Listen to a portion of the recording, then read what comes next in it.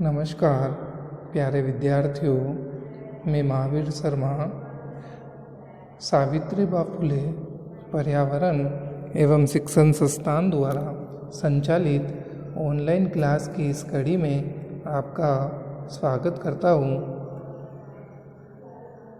छात्रों, पिछले वीडियो में हमने आंग्ल मैसूर संघर्ष के बारे में अध्ययन किया था कि कैसे अंग्रेजों ने मैसूर राज्य पर अपना अधिकार कर लिया था। अब अंग्रेज यहाँ पर पिछले वीडियो में मैंने बताया था कि यहाँ पर आपका मैसूर राज्य था। अब जैसे ही अंग्रेजों ने मैसूर राज्य पर कब्जा किया तो उनकी महत्वाकांक्षाएं बढ़ती गई और उनके सामने अब चुनौती थी मराठा। और मराठा जो थे इस समय सबसे बड़ी शक्ति बनकर उभर रहे थे, जो एक तरह से अंग्रेजों के सामने चुनौती थी। तो हम देखते हैं कैसे अंग्रेजों ने इस चुनौती का सामना किया और मराठों की आपसी फूट के कारण अंग्रेज मराठे का जो भूभाग है उस पर भी अपना आधिपत्य स्थापित कर लेते हैं। तो छात्रों, आंग्ल मराठा जो युद्ध हुए वह 1775 से 1818 के मध्य मुख्य रूप से 3 युद्ध लड़े गए और इन युद्धों का परिणाम यह रहा कि मराठा महासंघ का पूरी तरह से विनाश हो गया। अब युद्ध की जो पृष्ठभूमि बनी उसका हम अध्ययन करते हैं कि कैसे इस युद्ध का प्रारंभ हुआ या तात्कालिक कारण क्या था। तो छात्रों, युद्ध का तात्कालिक कारण अंग्रेजों द्वारा मराठों के आंतरिक मामलों में हस्तक्षेप करना था। इस बीच एक घटना घटित होती है 1772 ईस्वी में कि मराठों का जो शासक होता है उसको पेशवा कहा जाता था। तो पेशवा माधवराव की मृत्यु हो जाती है। माधवराव की मृत्यु हो जाती है और जब इसकी मृत्यु होती है तब इसके कोई संतान नहीं होती है। इस कारण माधवराव का भाई नारायण राव पेशवा बनता है, परंतु माधवराव के चाचा रघुनाथ राव क्या करता है 1773 के अंदर कि माधवराव की मृत्यु के बाद जो नारायण राव पेशवा बना था उसकी हत्या कर देता है। कौन? रघुनाथ राव। और यह रघुनाथ राव ही राघोबा के नाम से जाना जाता था। तो रघुनाथ राव नारायण राव की हत्या कर पेशवा बन जाता है, परंतु वह कुछ ही समय तक पेशवा रहा। बाद में नारायण राव की विधवा ने अपने छोटे बेटे माधव नारायण राव द्वितीय सवाई माधवराव को नाना फडणवीस की मदद से पेशवा की गद्दी पर बिठाया। अब क्या होता है कि मराठों के अंदर एक व्यक्ति होता है नाना फडणवीस। यह फडणवीस क्या करता है कि ये गुट बनाकर मराठों के अंदर माधवराव द्वितीय को पेशवा घोषित कर देता है। रघुनाथ राव की पेशवा की गद्दी छीन गई, जिसे पुनः प्राप्त करने के लिए वह अंग्रेजों की मदद लेने पहुंचा। रघुनाथ राव ने अंग्रेजों की सहायता से पेशवा बनने के सपने को लेकर सूरत की संधि कर डाली। यानी कि अब सहायता मांगने रघुनाथ राव अंग्रेजों के पास जा रहा है और वह पेशवा बनने के सपने को लेकर अंग्रेजों से सूरत की संधि कर लेता है। और सूरत की संधि में जो शर्तें रखी गई उसके तहत सूरत की संधि जो हुई थी छात्रों 1775 ईस्वी में हुई थी। और इस संधि के तहत अंग्रेजों ने रघुनाथ राव को पेशवा की गद्दी वापस दिलाने हेतु 2500 सैनिकों की टुकड़ी देने को तैयार हुए।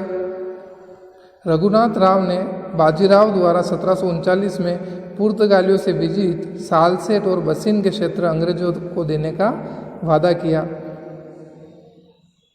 तो अब एक मराठा सरदार, मराठा शासक ही मराठों के विरुद्ध अंग्रेजों से सहायता लेने जा रहा है और यहाँ से ही मराठों के पतन की शुरुआत हो जाती है छात्रों, क्योंकि अंग्रेज भारतीय शासकों की स्थितियों को पहले से ही भांप चुके थे बंगाल के अंदर कि कैसे इनमें आपसी फूट के कारण अंग्रेज द्वारा इनके सेनापतियों को लालच दिया जाता और अपनी ओर मिला लिया जाता, जिस कारण अंग्रेज धीरे धीरे भारत के एक एक कर सभी राज्यों पर अपना अधिकार प्राप्त कर लेते हैं। तो अब हम प्रथम आंग्ल मराठा युद्ध का अध्ययन करते हैं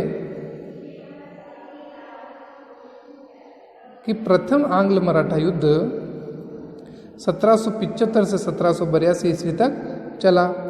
अंग्रेजों ने रघुनाथ राव को वापस पेशवा बनाने के लिए इस युद्ध को प्रारंभ किया।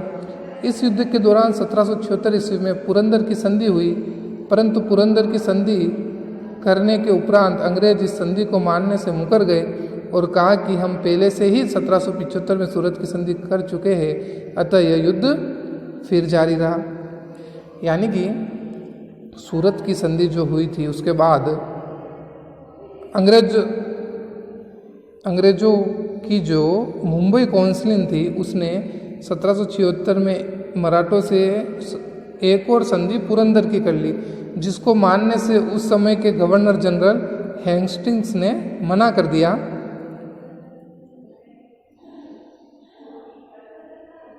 हेस्टिंग्स ने उस समय मना कर दिया कि सूरत की संधि पहले ही हो चुकी है और इस संधि को करने का अधिकार बम्बई काउंसिल को नहीं है रेगुलेटिंग एक्ट के तहत।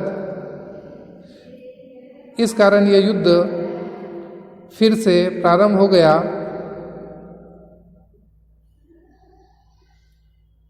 इस युद्ध में Colonel Keating, Colonel Upton, Colonel एक्टस तथा उसके बाद कर्नल कॉकबर्ग ने अंग्रेजों की अगुवाई की। इस समय काल में वारेन हेस्टिंग्स बंगाल का गवर्नर था। मराठाओं की तरफ से महादजी सिंधिया व मल्लावराव होलकर नेतृत्व कर रहे थे तथा इस युद्ध के अंत में 1782 ईस्वी में एक संधि होती है, सालबई की संधि, और इस सालबई की संधि के साथ ही प्रथम आंग्ल मराठा युद्ध का समापन होता है। इस सालबई की संधि के अंतर्गत अंग्रेजों ने रघुनाथ राव की मदद करने से इनकार कर दिया तथा उसे 25,000 मासिक पेंशन देना स्वीकार किया। माधव राव द्वितीय को ही अगला पेशवा माना गया। यह भी तय हुआ कि अंग्रेजों और मराठाओं के मध्य अगले 20 वर्षों तक कोई युद्ध नहीं होगा।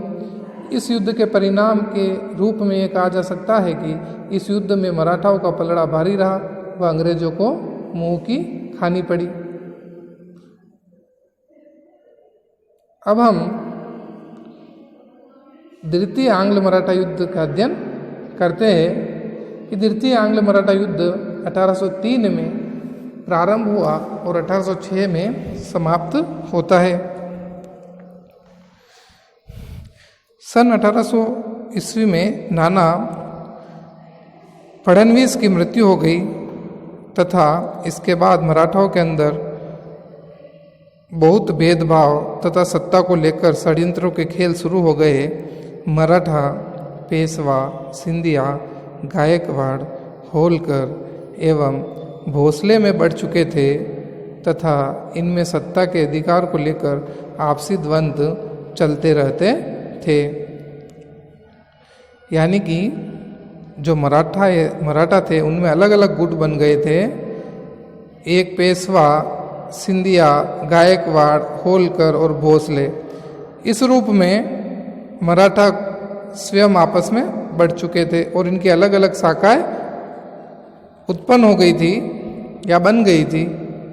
तो देखिए, पेशवा जो थे वह पूना में शासन करते थे, सिंधिया ग्वालियर एमपी के अंदर, गायकवाड़ बड़ौदा गुजरात के अंदर, होलकर इंदौर एमपी के अंदर और भोसले नागपुर महाराष्ट्र के अंदर अपना शासन करते थे।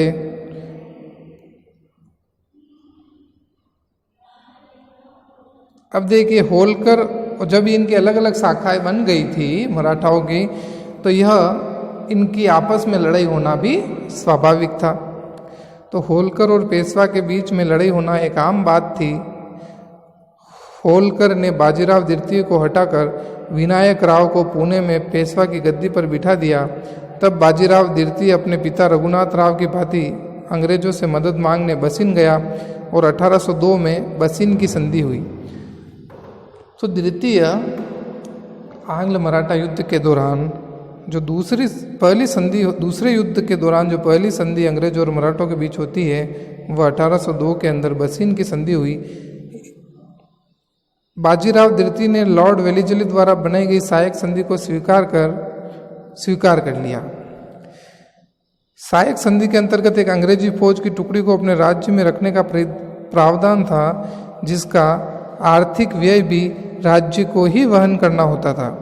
राज्य को अपनी खुद की एक सेना रखने की मनाही थी, यानी राज्य स्वयं कोई अपनी सेना नहीं रख सकता है।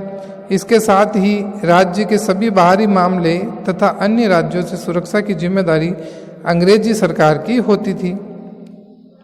साथ ही किसी अन्य यूरोपीय कंपनी से कोई संबंध न रखने का प्रावधान था। सहायक संधि जो थी वह वेलिजली द्वारा भारत के अंदर चलाई गई, जिसका अध्ययन हम इसका अलग से टॉपिक है आपके, उसके अंतर्गत करेंगे, जिसके तहत क्या होता था कि राज्य स्वयं अपनी सेना नहीं रखता था, अंग्रेज अपनी सेना उस राज्य के अंदर रखते थे, जिसका खर्च स्वयं उस राज्य को देना पड़ता था और विदेशी मामलों के अंतर्गत राज्य का कोई अधिकार नहीं था। अब बसिन की संधि के अंतर्गत क्या हुआ कि अंग्रेजों को सूरत नगर मिल गया। सबसे बड़ी बात, सूरत अंग्रेजों को मिला। अंग्रेज बाजीराव द्वितीय को पेशवा की गद्दी वापस दिलाने में सहायता करेंगे। नाना फडणवीस अपने जीवन काल में ही सहायक संधि के पीछे छिपे अंग्रेजों के कुटिल मकसद को भांप चुके थे, अतः उन्होंने इस संधि को पहले ही ठुकरा दिया था। परंतु जब बाजीराव द्वितीय द्वारा इस संधि को स्वीकार कर लिया गया, तब मराठाओं का अस्तित्व खतरे में पाया और सभी ने मिलकर एक साथ इसका विरोध किया। अब जब बाजीराव द्वितीय द्वारा सहायक संधि को मान लिया गया, तो मराठाओं की जो विभिन्न शाखाएं थी उन सबको अपना अस्तित्व खतरे में नजर आने लगा। इस कारण उन्होंने एक साथ मिलकर इस सहायक संधि का विरोध किया। इस युद्ध में अंग्रेजों की तरफ से लॉर्ड वेलिजली के नेतृत्व में युद्ध लड़ा गया तथा मराठाओं की तरफ से विभिन्न सरदारों ने अगुवाई की। इस युद्ध के परिणाम के रूप में यह कहा जा सकता है कि इस युद्ध में अंग्रेजों का पलड़ा ही भारी रहा। मराठाओं की हार का मुख्य कारण उनमें एकता का अभाव था। कहने को तो सभी मराठा साथ थे, लेकिन अपनी आंतरिक कलह के कारण एकजुट होकर न लड़ सके। अंग्रेजों की सहायता से बाजीराव द्वितीय को पेशवा की गद्दी वापस मिल गई। यह युद्ध 1806 में राजापुर घाट की संधि के साथ समाप्त हुआ। यानी कि द्वितीय आंग्ल मराठा युद्ध की मुख्य रूप से बात यह थी कि वेलिजली द्वारा मराठों पर सहायक संधि थोप दी गई, जिससे जो मराठे अलग अलग शाखाओं में बढ़ गए थे, उन्होंने अपने अस्तित्व के खतरे को भांपते हुए एक होकर अंग्रेजों से युद्ध लड़ने के लिए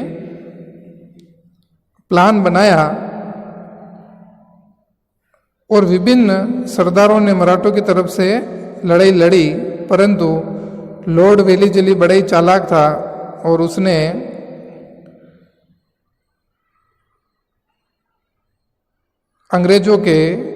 मराठों के जो सरदार थे उनको, बहुत से सरदारों को अपनी ओर मिला लिया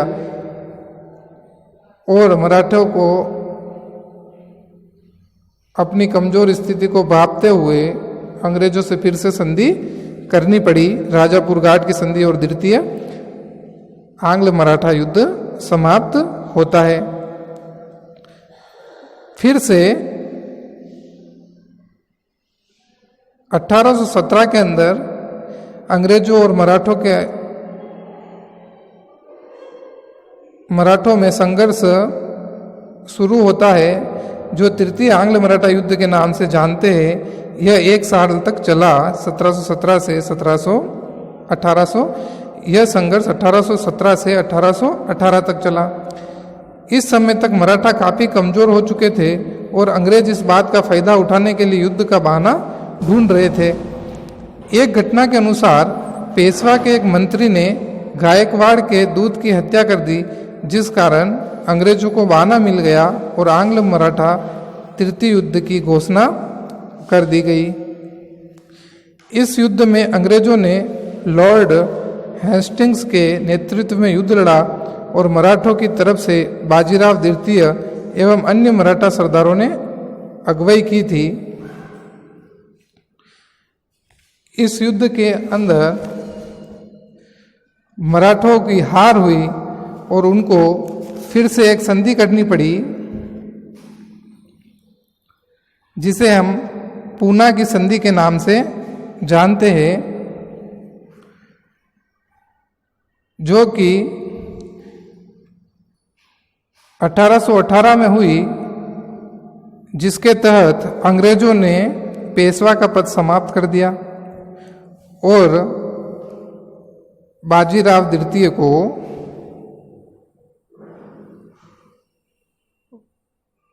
पेंशन चालू कर दी और एक तरह से मराठा साम्राज्य पर अंग्रेजों का अधिकार हो गया।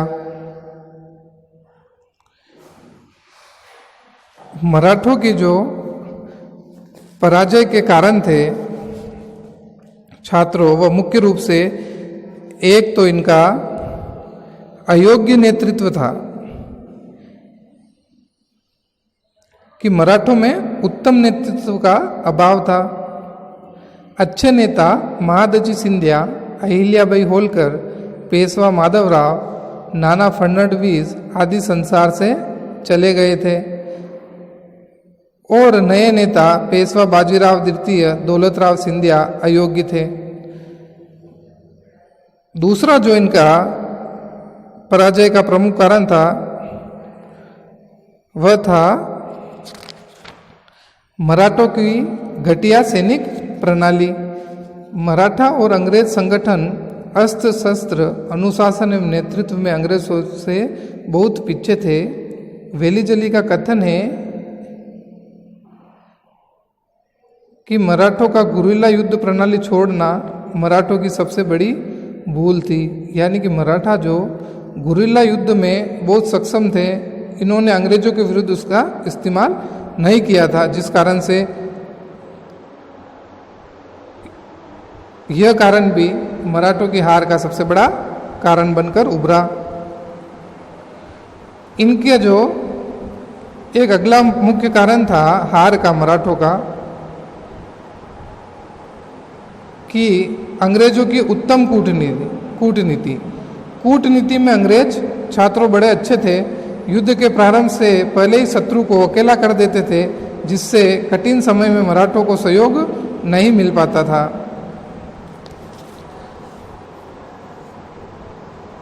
और जदुनाथ सरकार के अनुसार मराठा राज्य में स्वाभाविक दोष थे। मराठा साम्राज्य में एकता कृत्रिम थी, यानी दिखावे की थी। मुगल साम्राज्य के पतन के बाद मराठा साम्राज्य के प्रसार में एकता की भावना समाप्त हो गई। मराठा के स्वाभाविक दोष अंग्रेजों के साथ संघर्ष में प्रत्यक्ष हो गए, जिस कारण से भी मराठा की हार का एक प्रमुख कारण था। अगला जो एक मुख्य कारण था मराठों की हार था, वह इनकी राजनीतिक दुर्बलताएं थी।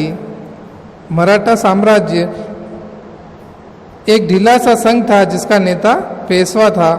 पेशवा गायकवाड़, होलकर, सिंधिया तथा भोसले के स्वतंत्र राज्य स्थापित करने के कारण अकेला रह गया और पानीपत के तृतीय युद्ध 1761 ईस्वी के बाद मराठा संघ छिन्न भिन्न होने लगा। इस कारण से भी मराठाओं की हार स्वाभाविक हो गई थी। तो छात्रों, यहाँ तक आपको समझ में आया होगा कि कैसे अंग्रेजों ने एक एक करके भारत के अंदर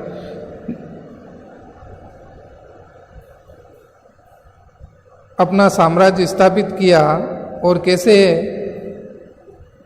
पहले मैसूर को अपने अधिकार में लिया और बाद में सबसे बड़ी शक्ति मराठा को अपने अधिकार में लिया।